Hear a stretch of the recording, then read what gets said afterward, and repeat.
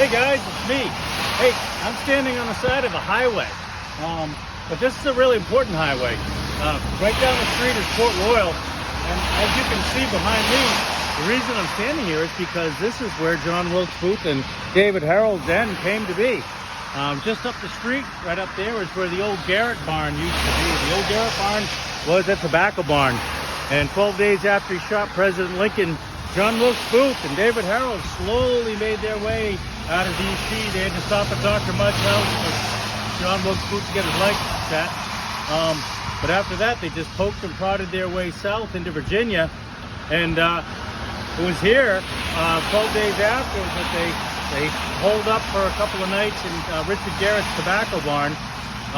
All the while, Richard Garrett claimed that he didn't even know that Lincoln had been killed, and he was actually housing the assassin. He had no clue, or at least that's what he said. 12,000 Union soldiers were sent to go find Booth and go find Herold, and at one point they had a bounty on their head, the equivalent to something like $500,000 today.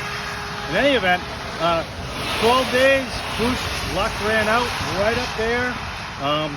Members of the 12th Cavalry Regiment from New York surrounded the barn, ordered Booth and Herold to get out of the barn.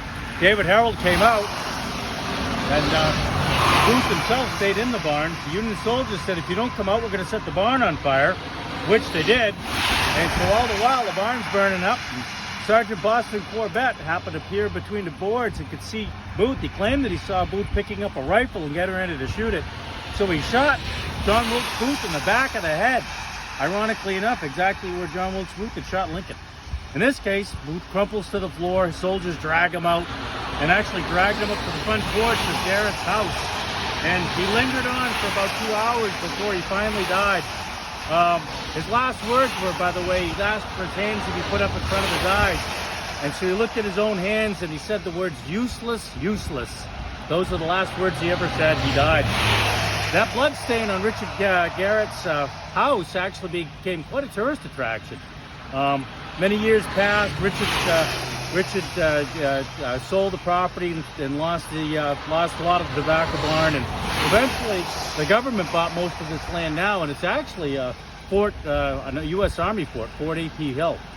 But we just kept going. We saw this. We had to stop. So hey, thanks for coming. See you later. Bye.